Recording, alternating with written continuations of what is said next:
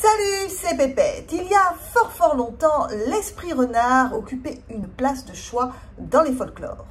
Oui, il n'y a pas que Naruto dans la vie, mon petit. En Chine, on l'appelle Ulijing, en Corée, Gumyo et au Japon, Kitsune. Dans cette vidéo, nous allons aborder les ressemblances et les différences entre elles. Alors, je rappelle que les contes et légendes ne sont pas des mathématiques. C'est pas une science exacte. Il y a toujours différentes versions et cette vidéo en aborde quelques-unes. Vous pourrez très bien en entendre d'autres ailleurs. C'est normal. Les cultures, les croyances ont tendance à se mélanger. C'est naturel, c'est humain, c'est beau. Allez, on démarre.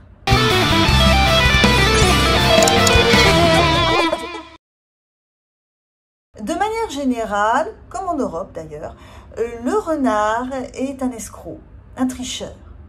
Fort peu recommandable, il use de ses pouvoirs pour tromper les humains et d'ailleurs, son tour le plus pendable est de se métamorphoser en superbe jeune femme. Elle ne séduit pas le brave humain par amour, mais juste pour absorber son énergie vitale. C'est le meilleur moyen pour gagner des pouvoirs, dont l'immortalité. Oh là là, va falloir que j'y pense. Cette capacité de métamorphose est chinoise. Elle s'est ensuite répandue au Japon et en Corée. Mais si les trois pays partagent la même idée, il y a des différences. Par exemple, au Japon, Kitsune veut dire renard. Esprit, animal, alors c'est kiff bourricot. Il peut être bon ou mauvais et parfois il se transforme en belle jeune dame et c'est pas pour voler le brave petit, c'est par amour. Oh là là, quel romantique ces japonais. Il tire aussi le char d'Inami, la Kami du riz. En Corée, on fait la distinction entre l'animal et l'esprit, le gumyo. Gumyo veut dire renard à 9 queues. Alors, si un renard, l'animal, réussit à vivre 100 ans ou 1000 ans, ça dépend, eh bien, il se transforme en gumyo. Toujours une femelle malfaisante, on se demande pourquoi. Voilà, rien de rose comme au Japon. La Chine partage la même vision que la Corée.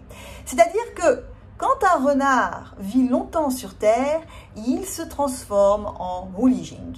Et comme le kitsune, le Ulijing est ambivalent. Il peut être bon ou mauvais. Plus mauvais qu'autre chose. Et comme par hasard, une femelle. En Corée et en Chine, l'image négative du renard, qu'il soit animal ou esprit, est très prononcée. En coréen, renard, yowu, est utilisé pour parler d'une intrigante. Et en chinois, Ulijing désigne très souvent une briseuse de foyer. Faites attention les filles quand vous vous donnez des petits surnoms exotiques.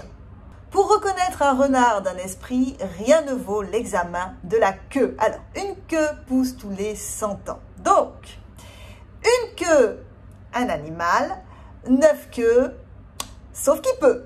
En Asie, l'esprit renard ne partage pas les mêmes pouvoirs partout. Le kitsune se transforme en ce qu'il veut, même en objet. Alors, si tu veux qu'on parle des kitsune et de leur pouvoir, n'hésite pas à mettre un petit commentaire. L'Ulijing et le Gumyo, eux, doivent attendre 50 ans pour se transformer en femme. À 100 ans, ils peuvent se transformer en belle jeune femme ou en homme. À 1000 ans, l'Ulijing, lui, monte au ciel et devient un pur esprit céleste. Quelle que soit leur nationalité, la transformation n'est pas parfaite. Il y a toujours une queue, une mâchoire qui apparaît tout d'un coup, sans parler des chiens qui les repèrent immédiatement. Ils peuvent créer des illusions ou posséder les pauvres humains. Alors plus ils absorbent l'énergie vitale de leurs victimes, plus ils prennent en puissance. Le kitsune est un joyeux de riz, il joue des tours surtout pour s'amuser. Le gumyo et le Ulijing, eux, sont à la recherche du pouvoir. Ils stockent tous dans une boule l'énergie vitale qu'ils absorbent. Le gumyo, lui, la garde dans la bouche. Ou mange carrément sa victime, le foie, le cœur.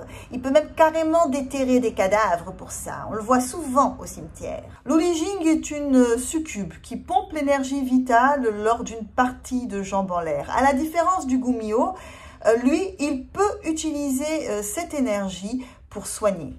Perçus comme des êtres malfaisants, on les dit capables de se sacrifier pour guérir quelqu'un. Ils sont pas si mauvais que ça. Côté cuisine, les goûts diffèrent. Le kitsune raffole du tofu, le gumyo du foie humain et le Ulijing des œufs.